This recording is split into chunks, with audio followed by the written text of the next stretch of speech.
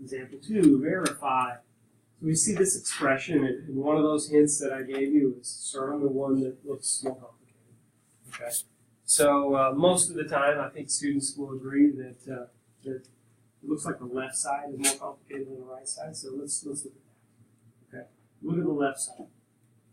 So a couple of different things we can do. One thing we can always do is change everything into sine and cosine. And so that's something to keep in mind. When in doubt, if there's nothing else I can see, that's what I'll do. I'll change everything into sine and cosine. But if you look back at your identities, I see one of those identities popping out. Okay? When I see that 1 plus cotangent squared right there, it makes me think of those Pythagorean identities. And here's kind of something to look for. If you see the number 1, and then one of those trig functions is squared, a lot of the times that's going to be one of your Pythagorean identities. Okay? Specifically the one that says 1 plus cotangent squared theta equals cosecant squared theta.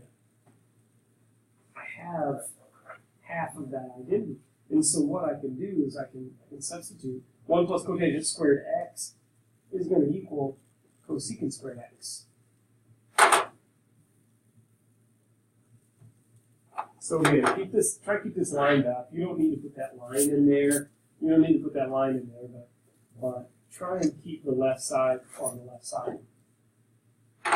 So if I use that identity, I've got tangent squared x times cosecant squared x.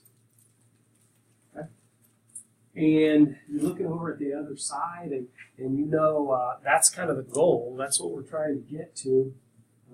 Maybe we don't really see how that works yet. Okay? When in doubt, a good thing to do, though, is put sine and cosine. Okay? You can change this into terms of sine and cosine. A lot of the time, something nice happens. So tangent squared x is sine squared x over cosine squared x. I'm using the identity that tangent is sine over cosine, and I just know that they're squared. So tangent squared equals sine squared over cosine squared. Now cosecant squared x, cosecant squared x is 1 over sine squared x.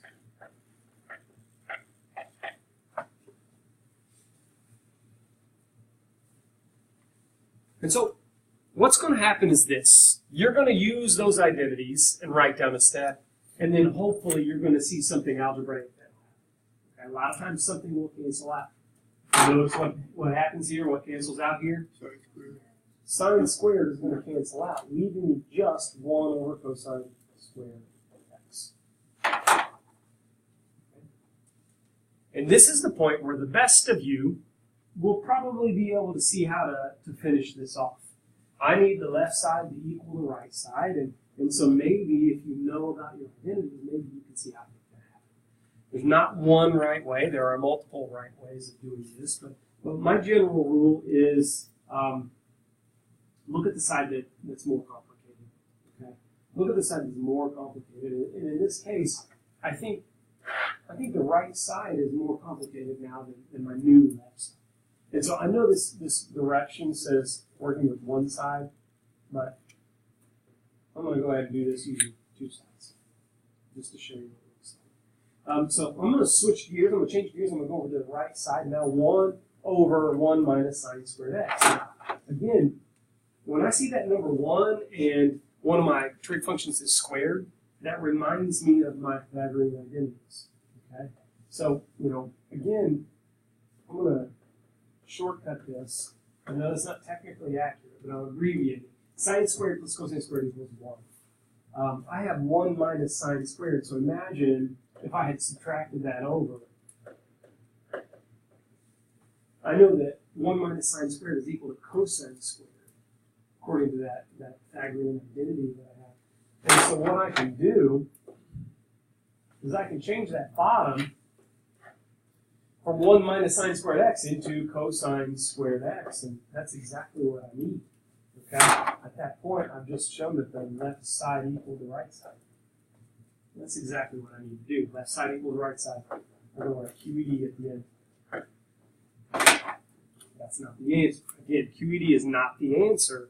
It's more like the period at the end of the sentence. The answer is basically everything I've written.